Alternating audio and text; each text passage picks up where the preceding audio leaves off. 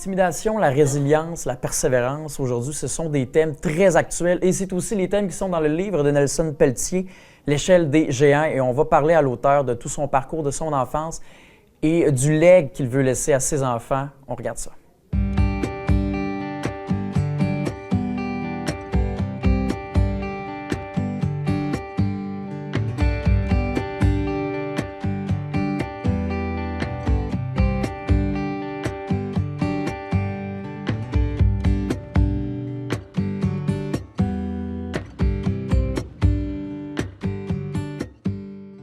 Nelson Pelletier, on est présentement à la bibliothèque de Donnacona pour votre lancement du 3e livre de votre carrière d'auteur, L'échelle des géants. Ça raconte quoi, L'échelle des géants? Ça raconte l'histoire d'un jeune adolescent aux prises avec les services sociaux, puis qui s'isole un peu dans la montagne pour peut-être trouver la paix, mais aussi l'énergie pour passer au travers de toute cette tempête-là dans son adolescence par rapport à l'abandon, par rapport à l'intimidation à l'école.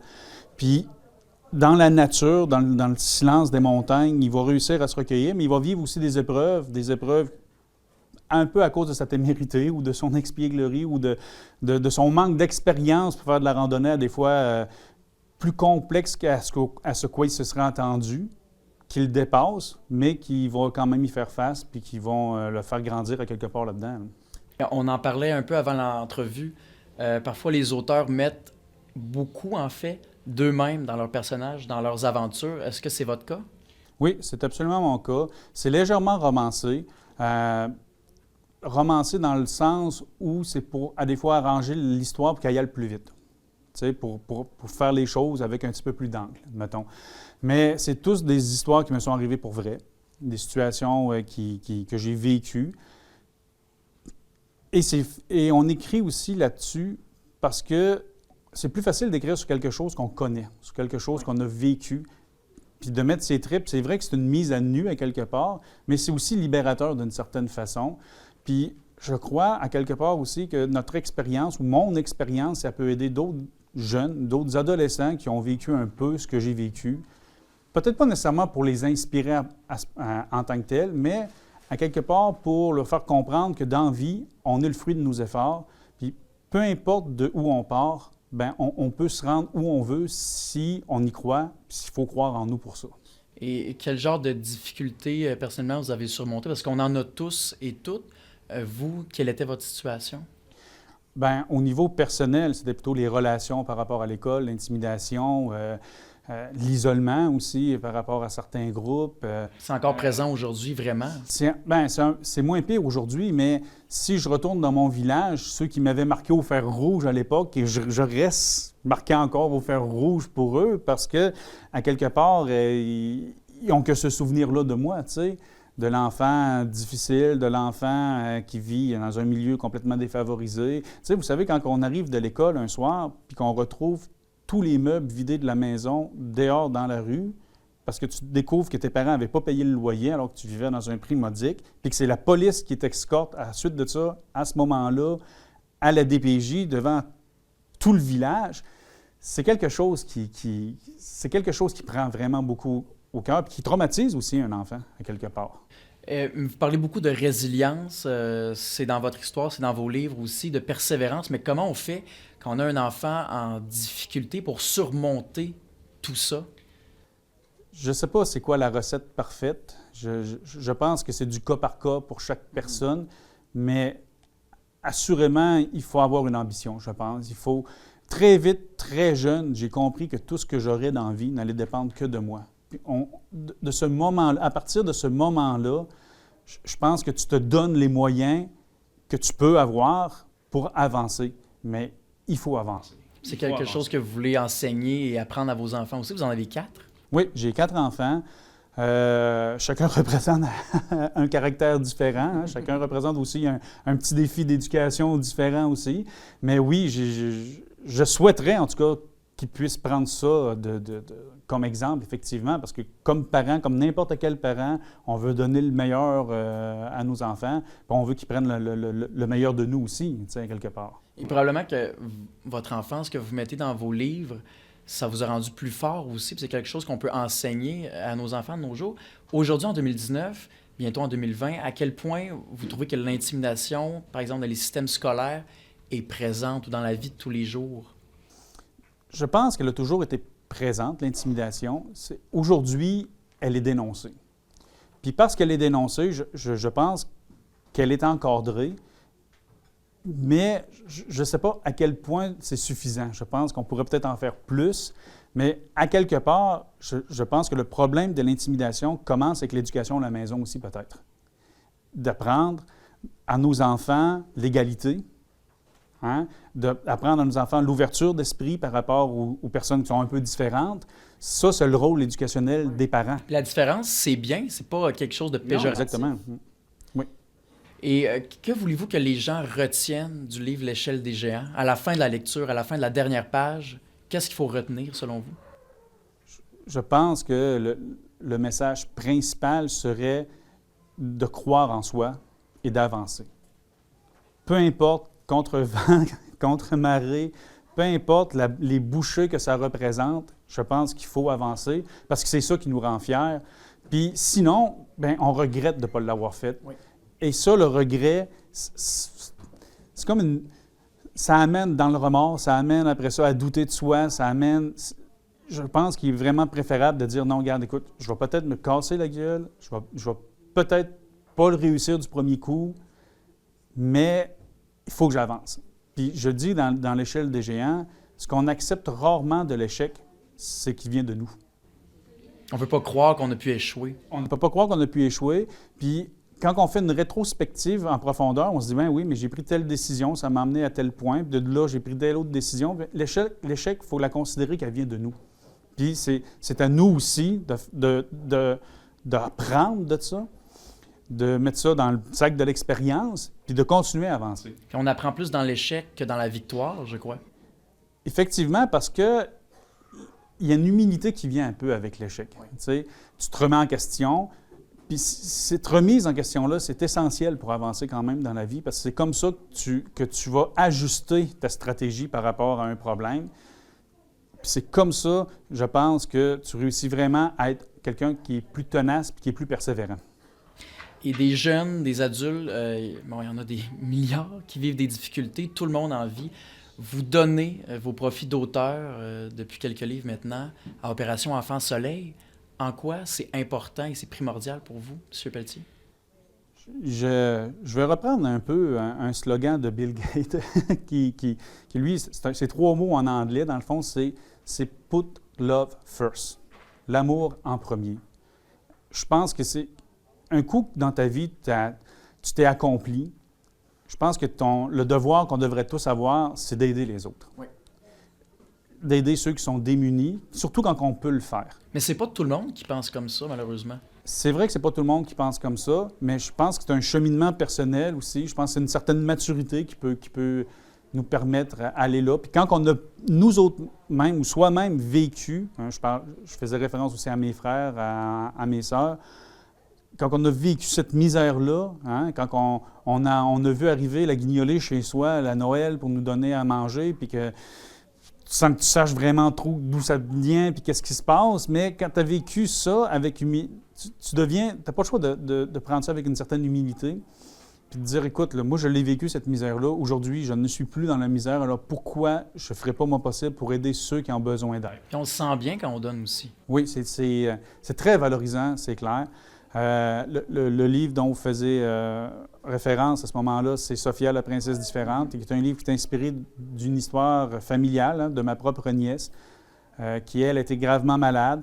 Alors, avec mes enfants, parce qu'il faut dire que c'est un conte dessiné, mais dessiné par mes propres filles, qui ont mis, donc toute la famille a mis un peu la main à la pâte pour réaliser ce projet-là, que j'ai soumis à mon éditeur, puis qui a été d'accord. J'ai approché Mme Annick Dumontet pour me faire une préface, qui, elle, est très associée à la cause Opération Enfant Soleil, qui en est animatrice à chaque année. Alors, on a voulu créer un beau petit produit qui raconte une histoire très touchante, hein, qui raconte une histoire axée sur la dévotion des parents de ces enfants malades-là.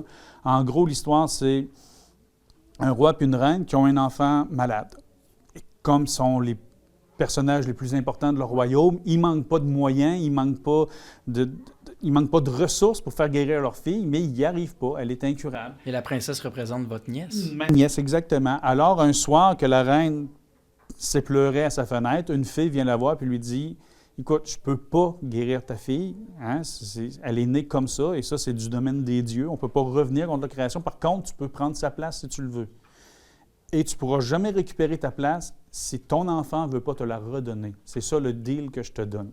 Tu l'acceptes-tu ou tu ne l'acceptes pas? » Un choix déchirant. Un choix déchirant, mais c'est ça, c'est la mécanique sur laquelle est basée cette histoire-là. Il y a un dénouement à la fin qui, je pense, est heureux, mais c'est une histoire très touchante, mais c'est ça que vivent ces parents-là.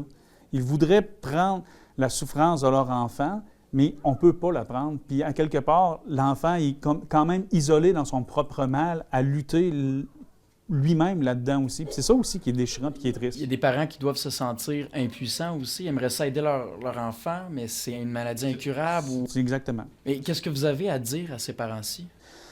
Bien, c'est de penser à l'amour que l'enfant éprouve envers vous, puis c'est souvent juste de ça que cet enfant-là a besoin. De ne pas se sentir rejeté, puis de se sentir aimé. Que l'amour soit réciproque. La différence l'amènera jamais à travailler un jour, l'amènera jamais à avoir la vie que vous rêvez pour elle. Cet enfant-là, cette vie-là, il ne la rêve pas. Il veut.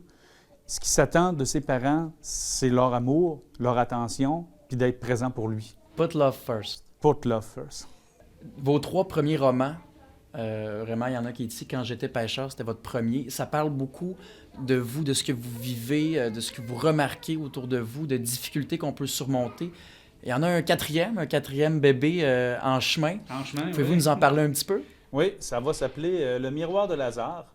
Et c'est un roman qui fait un peu une réflexion sur la mort par rapport au cancer. Hein. Moi, je connais certaines personnes qui ont attrapé, qui ont eu le cancer, qui auraient cru s'en sortir, puis qui reçoivent un diagnostic de cancer généralisé. Moi, je lève mon chapeau parce que personnellement, je pense qu'un peu tout le monde est comme ça. On ne sait pas comment on réagirait à ça. Hein? C'est difficile de s'imaginer ça. Mais ce roman-là, la première phase du roman, ça commence par « On ne devrait jamais connaître l'heure de notre mort ». C'est humainement impossible de pouvoir vivre avec ça. Puis, j'écris un roman, un drame sentimental par rapport à l'action qui va se dérouler, puis par rapport comme à des étapes de deuil, dans le fond. Chaque chapitre peut représenter une étape de deuil, mais c'est un deuil de ta vie vivante qu'il faut que tu acceptes de faire pour faire face à tout ça avec une certaine résilience. Et c'est basé sur une amie à vous qui est atteinte du cancer. Et personnellement, j'ai eu un ami qui a eu un cancer, et quand une personne a le cancer, tous ses proches l'ont en même temps. Comment vous l'avez vécu personnellement? Moi, ce n'est pas quelqu'un de proche directement, c'est une connaissance. Mais le cancer, c'est un peu ça que je veux faire référence dans ce roman-là, c'est que ça touche tout le monde. Oui. Ça rend tout le monde malade. Ça détruit beaucoup plus large que juste la personne elle-même. C'est la cellule familiale, c'est la pression, c'est de vivre avec cette obsession de la mort-là, puis de ne pas savoir quand, Puis vous savez, un humain qui est plus capable de créer des plans dans l'avenir n'est plus le même humain du tout. Mm-hmm. Parce qu'il ne peut plus se projeter. Tu sais. On est heureux parce qu'on pense que demain, on va pouvoir faire telle chose, on va avoir accompli telle affaire. On prend demain pour acquis, exactement. Mais avec cette perspective-là du cancer, tout ça, ça vient tout changer. Là. Et il y a quelque chose de assez beau aussi là-dedans, parce que c'est dans les moments les plus difficiles qu'on voit que les gens se serrent les coudes, que ce soit votre enfance, ou on apprend de ça aussi, puis parfois on en revient plus fort. Si je reviens à votre livre, L'échelle des géants, pour les gens, assurément, il y en a qui veulent se le procurer. Où est-ce qu'il faut aller? Bien, L'échelle des géants est disponible dans toutes les librairies. S'ils n'ont pas de tablette, on peut le commander. On est distribué par Prologue. Il est disponible aussi aux éditions du Tillinois, directement à la maison d'édition. Amazon, Archambault, Renaud-Bré, toutes les librairies peuvent l'avoir. Est-ce que vous espérez, en terminant, M. Pelletier, qu'un jour, vos enfants lisent vos livres et comprennent mieux votre réalité? Je le souhaiterais. Je pense que tout auteur aurait ça comme souhait. Puis je pense que ça va être une réalité aussi. Je pense que mes enfants sont déjà, même si mes 2 plus jeunes filles sont encore un peu jeunes pour en comprendre peut-être le sens un plus philosophique de ce que j'essaie de raconter. Mais je crois qu'ils vont le faire, oui. Puis ça sera un très beau moment de partage familial. Mais ça sert à ça, les livres. Oui. Nelson Pelletier, merci beaucoup. Mais merci beaucoup, ça m'a fait plaisir.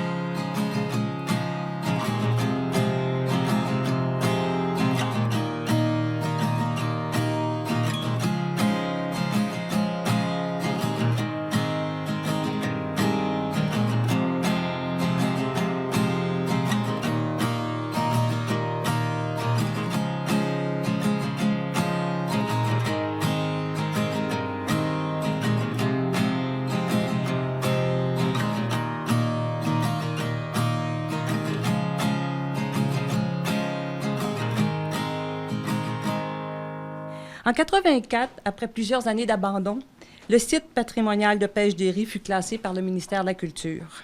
Par le ministère des Affaires culturelles à l'époque, c'était son appellation.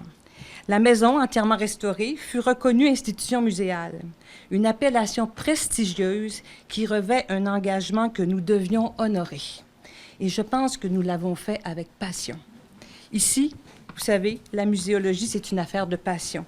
Passion pour l'histoire, passion pour la rivière, passion pour ce joyau du patrimoine de Pont-Rouge. C'est cette passion qui, depuis plus d'1 an, a habité notre petite équipe. Hélène, Gabrielle, je les renomme, Gabrielle, Jacques, qui est avec le saumon, avec son saumon, Marie-Laure, notre nouvelle recrue, et avec les muséologues de la compagnie Bergeron-Gagnon, conseiller en patrimoine et muséologie. On a Gino ici en arrière, on a Luc et Félix qui est absent aujourd'hui. Bien sûr, il y a d'autres personnes qui ont contribué. Leurs noms apparaissent sur le panneau de crédit. À cause d'une rivière, c'est la première étape de la mise en valeur du site. Elle couvre l'histoire du site en s'attachant aux gens qui ont vécu dans cette maison, au bord de la rivière. L'exposition est divisée en 2 parties. La première, le côté face, fait découvrir le site en 1909. Le visiteur rencontre la famille d'Edmond Derry, le dernier péager et les membres de sa famille. On les suit de la maison au pont, de la maison à la ferme, à la pêche, durant une belle journée d'été. C'est le temps arrêté de notre histoire. La seconde partie, c'est l'envers de cette séquence. Elle présente le site Derry tout au long des années et de ses transformations. Le temps reprend son cours, le visiteur explore le passé qui coule en amont de la vie d'Edmond Derry. De la construction du premier pont jusqu'au départ de la famille Derry, qui a occupé cette maison pendant 4 générations. Moi, je commence d'abord avec émotion, parce que c'est une histoire qu'on a traversée et qu'on a revécue avec les gens d'ici. C'est une histoire, donc. Et une histoire, il faut d'abord savoir comment elle a commencé. C'était de trouver par où on allait aborder toute l'histoire de la maison et du site Derry pendant toutes ces années-là. Et notre regard s'est arrêté, et j'invite le vôtre à le faire, sur cette photo-ci. Juste le fait qu'on se soit fait photographier devant la maison. Et qui retrouve-t-on devant la maison Derry? Il fallait une date. On dit on va arrêter un jour précis. Le jour, je l'ai inventé, je ne peux pas vous dire quel jour c'est, mais on est en 1909. On est à l'été 1909. Et tout le côté ici se passe en 1909, la même journée. On va rencontrer ces gens-là. On va entrer dans cette photo-là. Entrons dans la photo. D'abord, il faut considérer comment tout le monde doit prendre la pause. Parce qu'on est en 1909, on ne bouge pas. Alors tout le monde doit prendre la pause. Qui rencontre-t-on? Exilda Brousseau. Elle habite ici, c'est la femme de Edmond Derry. Edmond Derry habite ici, et c'est sa vie qu'on va suivre. Pas seulement sa vie à lui, la vie de toute sa famille. Et on va remonter jusqu'à la construction de la maison. Mais pour le moment, il ne nous raconte pas ça. Il se tient là, bien solide, et il nous regarde. En fait, tous ces gens-là nous regardent venir. Ils nous regardent venir vers eux. Ils nous attendent depuis plus de 100 ans. Ils vont se mettre à bouger comme si on sortait d'un rêve. Le petit Edmond, ça c'était compliqué parce que là, on part avec 2 Edmonds. Alors, Edmond Derry, lui, c'est Edmond Brousseau. C'est le petit garçon. C'est toujours bien d'avoir un enfant, parce qu'un enfant nous amène où on ne s'attend pas d'aller. Alors, le petit Edmond ici, c'est le fils adoptif d'Edmond Derry et d'Exilda. C'est le neveu d'Exilda Brousseau. Edmond Brousseau. Je passe, ici on a un pensionnaire, je passe un peu plus vite, là, qui est à côté d'un banc. Le banc, on va le retrouver, le banc, on l'a déjà là, qui est un peu un signe. Ça montre un peu que la maison, ici, on s'arrêtait, ici, on se parlait, ici, on venait ici. Il y a quelqu'un qui passe ici, on voit le pont, le chemin qui passe si près de la maison, tellement près de la maison, parce que c'est la maison du PAG, du pont. Les premiers Derry vont arriver ici en 1816. Les 2 premiers arrivés ici. Le premier, on le dit, probablement hôtelier à l'ancienne Lorette. On comprend bien qu'on voulait quelqu'un qui savait tenir maison, qui savait tenir un hôtel, parce qu'ici, le but de la maison, c'est de recevoir aussi les pêcheurs. C'est pas juste PAG. Donc, on a ici une image qui illustre, mais avec interprétation, la ferme à cette époque-là. On a la maison Derry ici, avec la grange, pas la grange, l'écurie, on voit même des poules ici. Puis en face, d'autres bâtiments de ferme, on voit même une canne à pêche appuyée ici et le pont. C'est un peu l'image qu'avait au début la ferme quand les Derry sont arrivés ici, les premiers Derry. En 1830, le pont qu'on a vu de l'autre côté va s'effondrer. On va donc en reconstruire un autre. Je ne vous ferai pas toute l'historique des ponts qui vont se succéder, mais c'est comme un enjeu tout le temps. Le pont est détérioré, le pont ne peut plus passer, le pont est brisé, le pont... Il y a tout le temps, et à un moment donné, les péages, on va les trouver trop chers. Alors, c'est toute une histoire autour de ça, qu'on suit le pont et qu'on suit les inquiétudes des Derry qui vivent ici.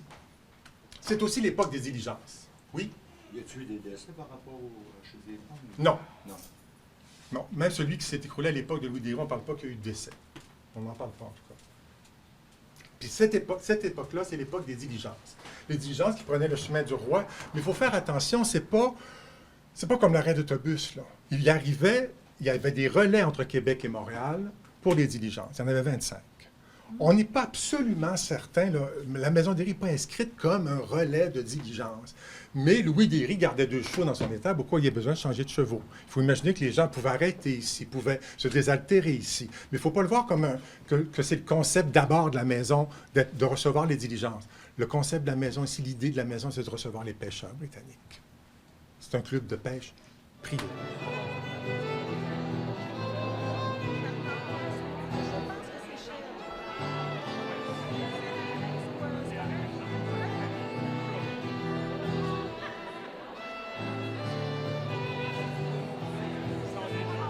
Pour moi, comme pour l'ensemble des membres du Conseil, il allait de soi qu'une politique culturelle soit adoptée pour appuyer le dynamisme culturel vivant et réel de notre communauté. Ce document de référence, dont la réalisation a été pilotée par le Comité Art et Culture, est le fruit d'une belle concertation. En effet, artistes, artisans, élus, citoyens ont eu l'occasion de se manifester, notamment via un sondage, pour exprimer leurs attentes et surtout leur planification et leurs souhaits vis-à-vis le développement culturel de la ville de Neuville. La consultation du milieu était non seulement essentielle à la réussite de cette démarche, mais nous assurait un résultat probant et une appropriation, évidemment, de par la population du bel outil que nous allons vous présenter dans quelques minutes. Les principes directeurs, dont vous pourrez en prendre connaissance sous peu, reflètent d'ailleurs très bien le souhait que le Conseil, avec l'adoption de cette toute première politique culturelle, souhaitait accomplir. Je me permets de vous lire 2 de ces principes. La concertation, la collaboration et le partenariat avec les intervenants et les citoyens sont des fondements prioritaires pour la ville de Neuville. La culture rassemble les individus, renforce le sentiment d'appartenance à la communauté et contribue au bien-être et à la qualité de vie des citoyens. L'implication municipale en permet donc son rayonnement. Soyez assurés que l'équipe municipale et les membres du conseil de ville poursuivront leur étroite collaboration avec vous, nombreux bénévoles impliqués dans le développement et le déploiement de la vie culturelle neuvilloise, afin de faciliter votre travail et surtout de le faire rayonner à l'extérieur des frontières de Neuville. On est présentement avec Denise Thibault. Madame Thibault, quel est votre poste exactement ici? D'abord, je suis conseillère à la Ville de Neuville depuis les dernières élections. Et un de mes dossiers prioritaires, c'est le comité art et culture. Et grâce à votre comité, vous avez mis sur pied la politique culturelle de la Ville de Neuville. Qu'est-ce que ça mange en hiver exactement? Ce que ça mange en hiver, de toute façon, ça nous prenait vraiment une base, un fondement pour planifier tous nos projets qu'on recevait, toutes les idées de projets qu'on pouvait recevoir. Alors, ça prenait vraiment une orientation, parce qu'on s'en allait dans tous les sens sinon. Et on veut aussi également pouvoir donner la chance à tout le monde, pas seulement les artistes, mais à tout le monde, tous les citoyens de nous parler, de nous faire comprendre ce qu'ils veulent avoir. Et ça a l'air d'avoir une signification très importante pour vous. Ça représente quoi exactement de faire tout ça? Bien, en fait, ça représente surtout un rassemblement des gens.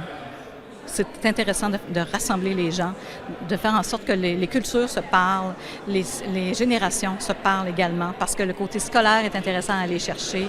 Il faut que les gens aient des occasions de se rassembler, d'échanger, de partager leur histoire, leur savoir-faire, parce que les gens se racontent des histoires quand ils sont ensemble, et c'est extraordinaire d'entendre ces histoires-là. Il faut les partager.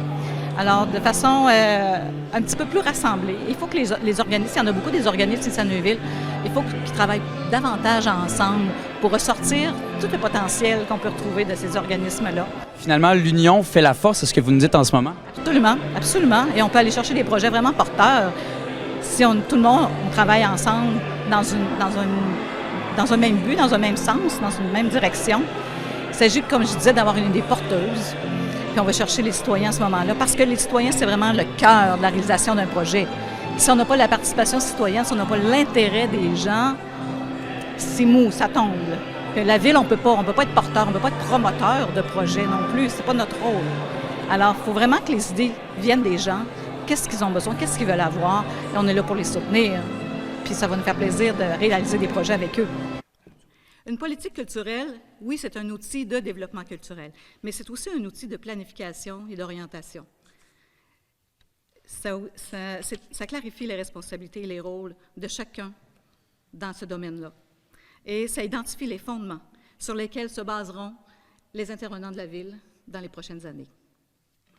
Elle permet également de voir plus grand, d'oser des projets qu'on n'aurait peut-être pas pensés. De penser maison et de penser région également. Un petit peu, vous venez de mentionner les gens. Il faut que les gens participent. Si on veut participer, comment on doit procéder?